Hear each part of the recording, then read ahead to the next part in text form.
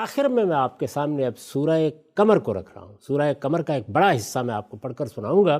بہت چھوٹی سورہ ہے، آپ یہ دیکھیں گے کہ یہ جو میں نے بات کہی ہے کہ قرآن مجید میں جگہ جگہ پیغمبروں کی سرگزشتیں اسی پس منظر میں سنائی گئی ہیں۔ پس منظر کیا ہے؟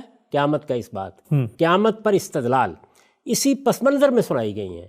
قانون کے طور پر بیان کیا گیا ہے کہ ہم ان پیغمبروں کے معاملے میں کیا کرتے رہے ہیں، اور اس کے بعد یہ نہیں کہ رسالت مآب صلی اللہ علیہ وسلم کی قوم کا کوئی استثناء ہے، پھر اطلاق کر کے بتایا گیا ہے کہ تمہارے لیے بھی اسی قانون کا ظہور ہوگا، ظہور ہونا ہے، اور یہ ہو کر رہے گا۔ ٹھیک، تو اس کو دیکھیے یہ سورہ کس خوبی کے ساتھ، کس شان کے ساتھ بیان کرتی ہے۔ یہ سورہ شروع کہاں سے ہو رہی ہے؟ شق قمر کے واقعے کے حوالے سے۔ میں نے عرض کیا کہ قیامت پر قرآن کئی پہلوؤں سے استدلال کرتا ہے، انفس سے، آفاق سے، عقل سے، مختلف پہلوؤں سے۔ وہاں پر ایک ایسی چیز نمودار ہوئی ہے کہ جو لوگوں کے لیے ایک آفاقی دلیل بن گئی ہے، اور اللہ کی ایک آیت کا ظہور ہوا ہے، اس کو بنیاد بنا کے بات شروع کر دی ہے، لیکن پھر اسی قانون سے استدلال کیا ہے۔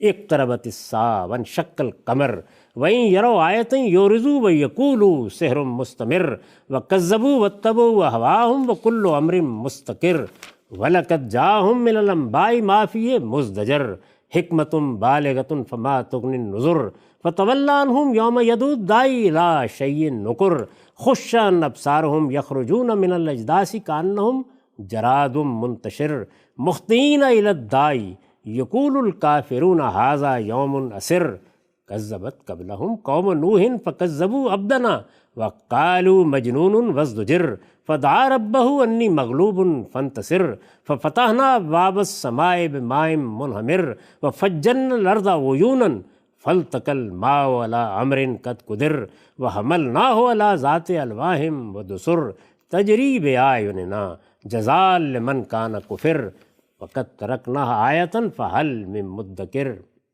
فکیف کان عذابی ونذر ولقد یسرنا القرآن للذکر فهل من مدکر کذبت عاد فکیف کان عذابی ونذر انا ارسلنا علیہم ریحا صرصرا فی یوم نحس مستمر تنزع الناس کانہم اعجاز نخل منقعر فکیف کان عذابی ونذر ولقد یسرنا القرآن للذکر فہل من مدکر کذبت ثمود بالنذر فقالوا ابشرا منا واحدا نتبعہ انا اذا لفی ضلال وسعر اولقی الذکر علیہ من بیننا بل هو کذاب نشر سیعلمون غدا من الکذاب الاشر انا مرسل الناقہ فتنة لہم فارتقبہم واصطبر ونبئہم ان الماء قسمۃ بینہم کل شرب محتضر فنادوا صاحبہم فتعاطی فعقر فکیف کان عذابی ونذر انا ارسلنا علیہم صیحة واحدہ فکانوا کحشیم المحتضر ولقد یسرنا القرآن للذکر فہل من مدکر کذبت قوم لوط بالنذر انا ارسلنا علیہم حاصبا الا آل لوط نجیناہم بسحر نعمۃ من عندنا کذالک نجزی من شکر ولقد انذرہم بطشتنا فتماروا بالنذر ولقد راودوہ عن ضیفہ فطمسنا اعینہم فذوقوا عذابی ونذر وَلَقَدْ صَبَّاهُمْ بُكْرَةً عَذَابٌ مُسْتَقِرٌ فَذُوقُوا عَذَابِي وَنُذُرِ وَلَقَدْ يَسَّرْنَا الْقُرْآنَ لِلذِّكْرِ فَهَلْ مِن مُدَّكِرٍ وَلَقَدْ جَاءَ آلَ فِرْعَوْنَ النُّذُرُ كَذَّبُوا بِآيَاتِنَا كُلِّهَا فَأَخَذْنَاهُمْ أَخْذَ عَزِيزٍ مُقْتَدِرٍ أَكُفَّارُكُمْ خَيْرٌ مِّنْ أُولَٰئِكُمْ أَمْ لَكُمْ بَرَاءَةٌ فِي الزُّبُرِ أَمْ يَقُولُونَ نَحْنُ جَمِيعٌ مُّنتَصِرٌ سَيُهْزَمُ الْجَمْعُ وَيَوَلُّونَ الدُّبُرَ۔ اب دیکھیے اللہ تعالیٰ نے کس شان کے ساتھ استدلال کیا ہے، کس طرح سے اس قانون کو پیش کیا ہے، کس طرح اس کا اطلاق کیا۔ اللہ کے نام سے جو سراسر رحمت ہے، جس کی شفقت ابدی ہے، وہ گھڑی قریب آ گئی جس سے انہیں خبردار کیا جا رہا ہے، اور چاند شک ہو گیا مگر یہ نہ مانیں گے، اور خواہ کوئی نشانی دیکھ لیں اس سے منہ ہی موڑیں گے اور کہیں گے یہ تو جادو ہے جو پہلے سے چلا آ رہا ہے۔ چنانچہ یہی ہوا ہے، اور انہوں نے اب بھی چٹلا دیا اور اپنی خواہشوں کی پیروی کی ہے۔ یعنی یہ بیان کر دیا نا کہ قیامت کا انذار کیا گیا ہے، قیامت پر ایمان کی دعوت دی گئی ہے، اس کی نشانی دکھائی گئی ہے، یہ ماننے کے لیے تیار نہیں ہے، اور ہم نے اسی وقت ان کو نہیں پکڑا، اس لیے کہ ہمارے ہاں ہر کام کے لیے ایک وقت مقرر ہے۔ اب یہ کیا کام ہے جس کے لیے وقت مقرر ہے؟ وہی کہ قوم کا مواخذہ ہونا ہے، احتساب ہونا ہے، گرفت ہونی ہے، اور اس پر اللہ کے قانون کا اطلاق ہونا ہے۔ ان کے سامنے ماضی کی وہ سرگزشتیں آ چکی ہیں جن میں ان کے لیے بہت کچھ سامان عبرت ہے، نہایت دل نشین حکمت، مگر تنبیہات ان سرکشوں کے معاملے میں کیا کام دے گی؟ اس لیے ان سے رخ پھیر لو اور اس دن کا انتظار کرو جس دن پکارنے والا اس چیز کے لیے پکارے گا جو سخت ناگوار ہوگی۔ ان کی نگاہیں اس دن جھکی ہوں گی، یہ پکارنے والے کی طرف دوڑتے ہوئے اس طرح قبروں سے نکلیں گے گویا بکھری ہوئی ٹڈیاں ہیں۔ اس وقت یہ منکر کہیں گے یہ دن تو بہت مشکل آیا ہے۔ تو یہ قیامت کا انذار ہو گیا، خبردار کر دیا گیا۔ اب یہ بتایا جا رہا ہے کہ اس سے پہلے ہم قوموں کے ساتھ کیا کرتے رہے۔ ان سے پہلے نوح کی قوم نے بھی اسی طرح جھٹلایا، سو ہمارے بندے کو انہوں نے جھوٹا قرار دیا اور کہا کہ یہ دیوانہ ہے، اور وہ بری طرح جھڑکا گیا۔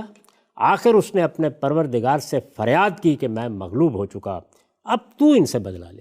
تب ہم نے موسلا دھار بارش سے آسمان کے دروازے کھول دیے۔ اب یہ دیکھیے قیامت پر استدلال ہے، اور استدلال کس چیز سے کیا جا رہا ہے؟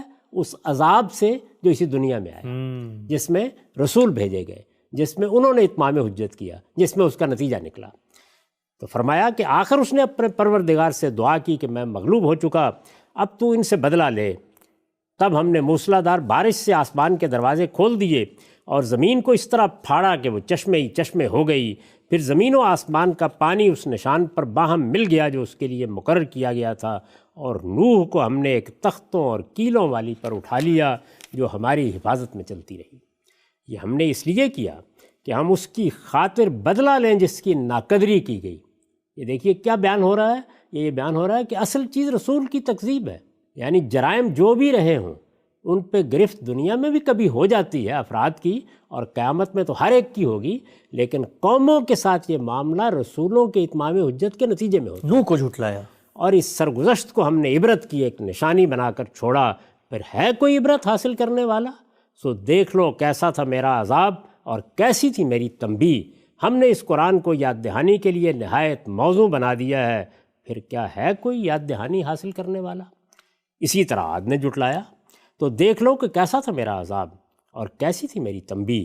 ہم نے ایک پہم نحوست کے دن ان پر باد تند مسلط کر دی، وہاں پانی کا طوفان تھا، ایک باد تند مسلط کر دی جو لوگوں کو اس طرح اکھاڑ پھینکتی تھی جیسے وہ اکھڑی ہوئی کھجوروں کے تنے ہو۔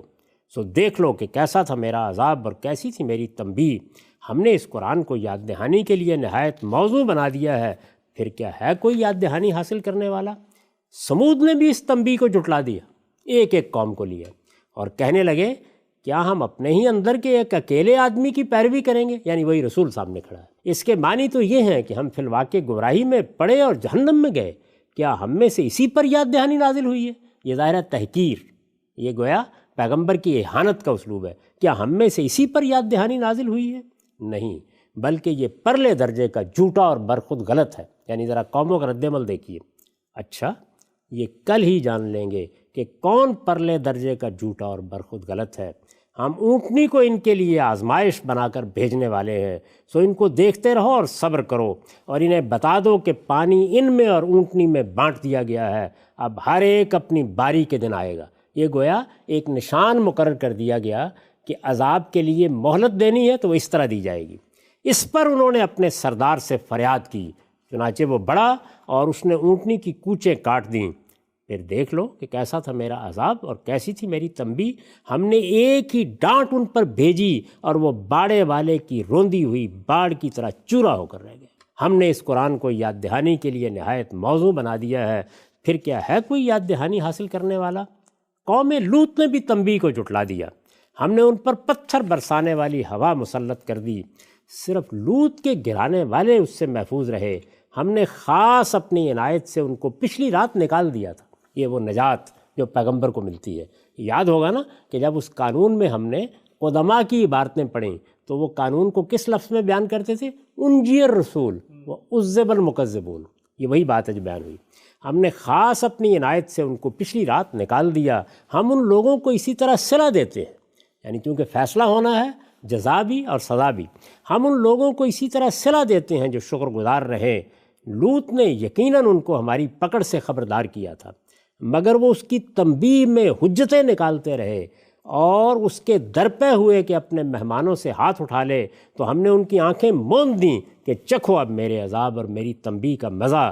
پھر ہوا یہ کہ صبح سویرے ایک ایسے عذاب نے ان کو آ ہی لیا جس نے آ کر ڈیرے ڈال دیے۔ لو چکھو اب میرے عذاب اور میری تنبیہ کا مزہ۔ ہم نے اس قرآن کو یاد دہانی کے لیے نہایت موزوں بنا دیا ہے، پھر کیا ہے کوئی یاد دہانی حاصل کرنے والا؟ یہی تنبیہ فرعون کے لوگوں کے پاس آئی، انہوں نے بھی ہماری تمام نشانیوں کو جھٹلا دیا تو ہم نے انہیں پکڑا جس طرح کوئی زبردست اور بڑی قوت والا پکڑتا ہے، بہت اختصار سے لیکن بہت شاندار الفاظ میں۔ اب گویا سب بیان کر دیے تو آخر میں کیا کہا ہے؟ قریش کے لوگوں، پھر تمہارے یہ منکرین کیا ان سے کچھ بہتر ہیں یا صحیفوں میں تمہارے لیے کوئی معافی لکھی ہوئی؟ یہ قرآن مجید کی آیت کا ترجمہ ہے، ترجمہ پڑھ رہا ہوں۔ اکفارکم خیر من اولئکم ام لکم براتم فی الزبر۔ قریش کے لوگوں، اب خطاب کیا ہے رسول اللہ کے منکرین کو خطاب کیا ہے، پھر تمہارے یہ منکرین کیا ان سے کچھ بہتر ہیں؟ یعنی تمہارے اندر سے جو لوگ خدا کے پیغمبر کا انکار کر رہے ہیں، اور یہاں پر بھی کیا ہے؟ کفارکم، یعنی سزا کا باعث کیا ہے؟ پیغمبر کا کفر، پیغمبر کا انکار، پیغمبر کی تکذیب، پیغمبر کو جھٹلانا۔ تمہارے یہ منکرین کیا ان سے کچھ بہتر ہیں یا صحیفوں میں تمہارے لیے کوئی معافی لکھی ہوئی ہے؟ یعنی ہمارا قانون تو سب کے لیے ایک ہے، سب پیغمبروں کے بارے میں یہی ہے، قانون تو یہی ہے نا، لکل امت رسول فاذا جاء رسولہم قضی بینہم بالقسط وہم لا یظلمون۔ ہم نے تو انصاف کے ساتھ ہر ایک کے لیے ہی فیصلہ سنانا ہے، تو تمہارے لیے کیا کوئی معافی لکھی ہوئی ہے؟ یعنی پہلے صحیفوں میں بتا دیا گیا تھا کہ آخری رسول کے معاملے میں ہم یہ نہیں کریں گے، ایک ہی قانون ہے۔ کیا ان کا زوم ہے کہ ہم ایسا جتھا ہیں جو مقابلہ کر لے گا؟ سن لو، ان کا یہ جتھا ان قریب شکست کھا جائے گا اور یہ پیٹھ پھیر کر بھاگ رہے ہوں۔ سبحان اللہ، سبحان اللہ۔ آپ اندازہ کیجئے کہ قرآن مجید نے کیا کوئی کسر چھوڑی؟ کیا یہ فی الواقع کوئی کہہ سکتا ہے کہ یہ اتمام حجت کا قانون اور اس کے نتائج اور اس کا ظہور یہ میری یا آپ کی کوئی تبعات چیز ہے؟ یہ تو قرآن مجید نے لفظ لفظ میں بیان کیا ہے، اطلاق کر کے بیان کیا ہے۔ اور میں آپ سے عرض کروں کہ سورہ یونس میں اس کو بطور قانون بیان کے توضیح نہیں کی، بلکہ جگہ جگہ قرآن مجید اس کے اطلاقات کو واضح کرتا چلا جاتا ہے، جو میں آگے چل کر پیش کروں گا۔ یہاں صرف یہ بتانا مقصود تھا کہ یہ قانون نہ صرف یہ کہ باللفظ قانون کی صورت میں قرآن میں بیان ہوا ہے، اس کی مختلف جگہوں پر توضیحات ہوئی ہیں، بلکہ اس طریقے سے اس کو اطلاق کر کے خود رسول اللہ صلی اللہ علیہ وسلم کے مخاطبین کے لیے بھی اس صراحت کے ساتھ، اس وضاحت کے ساتھ بیان کیا ہے کہ کوئی دوسری رائے کی گنجائش باقی۔ آپ سب پروگرام کا وقت یہاں پہ ختم ہوتا ہے، میں کوئی جملہ نہیں کہوں گا، اس لیے کہ جس شان سے قرآن مجید نے جو بات آپ نے بیان کی کہہ دی ہے، مخاطبین کے لیے، سامعین کے لیے یہ موقع ہے کہ وہ اس پہ توجہ دیں۔ دوبارہ حاضر خدمت ہوں گے، اب تک آپ کا بہت شکریہ۔